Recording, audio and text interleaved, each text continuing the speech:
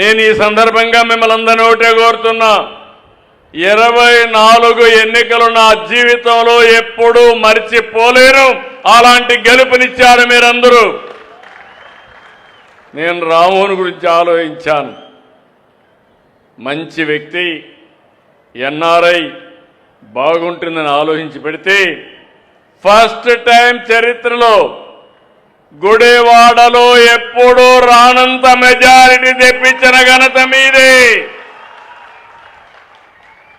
దాంతో ఆయనలో రెట్టింపు ఉత్సాహం వచ్చింది. ఏ పని చేసినా ఆనందపడుతున్నాడు. నేను మనస్ఫూర్తిగా సహకరిస్తాను ఆయనకి. ఇక్కడ కూడా చాలా పనులు మీరు చూస్తే నేను అనౌన్స్ చేసిన కార్యక్రమాల్లో దగ్గర ఇక్కడ 95 కోట్ల రూపాయలు ఖర్చు పెడుతున్నాం.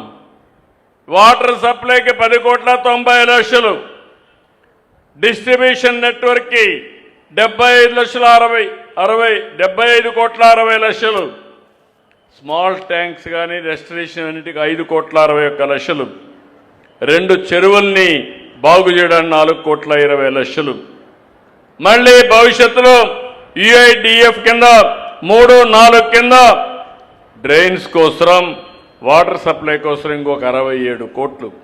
అంటే 2 కలిపితే 162 కోట్ల రూపాయలు ఒక్క గుడివాడలో రాబోయే రోజుల్లో ఖర్చు పెడతాం.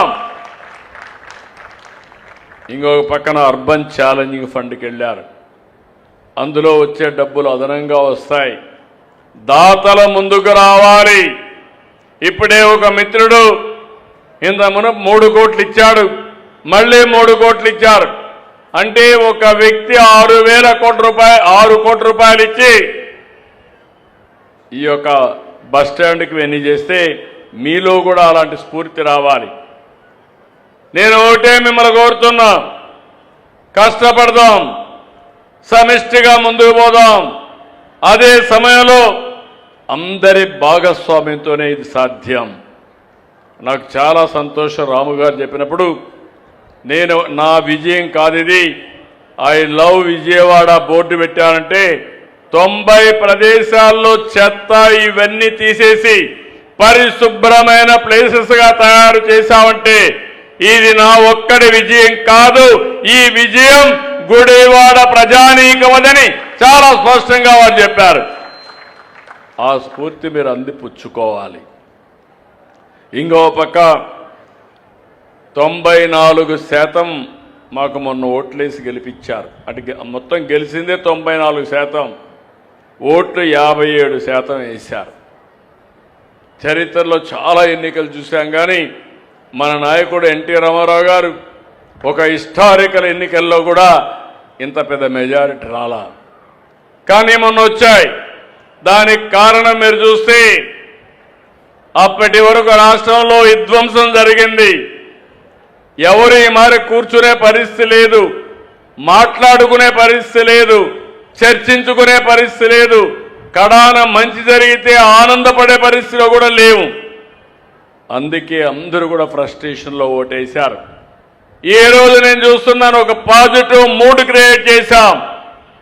ఈరోజు మీ అందరికి హామీ ఇచ్చేది, మీరు నాకు సహకరించాల్సింది. నేను ప్రభుత్వాన్ని ముందుకు తీసుకుపోగలుగుతున్నాం. సంక్షేమం, అభివృద్ధి, సుపరిపాలన, ఈ 3తో ముందుకు పోతున్నాం.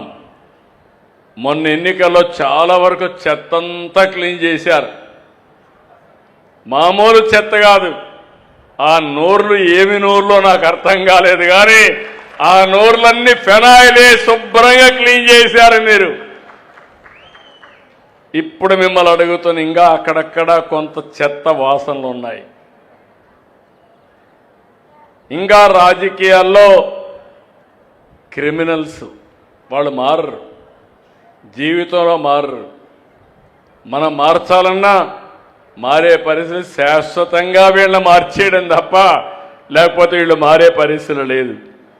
కుట్రలు, కుతంత్రాలు, ఇంకో పక్క సోషల్ మీడియాలో ఆడబిడ్డల పైన పోస్టింగ్స్ పెట్టి మొన్న సాక్షాత్తు డిప్యూటీ సీఎం కుటుంబం పైన పెడితే అడిగితే ఇది మా స్వేచ్ఛ, మా ఇష్టం అనే పరిస్థితికి వచ్చారు. అలాంటి వారికి రాజకీయ పార్టీలు డబ్బులిచ్చే పరిస్థితికి వస్తున్నాయి. నేను ఎప్పుడు కూడా పౌరుషంగా మాట్లాడను. కానీ ఒక్క విషయం మీరు గుర్తుపెట్టుకోవాలి, ప్రజల్ని కాపాడాలనేటప్పుడు నా ప్రాణాలు కూడా లెక్క పెట్టుకోకుండా పనిచేసిన వ్యక్తిని నేను.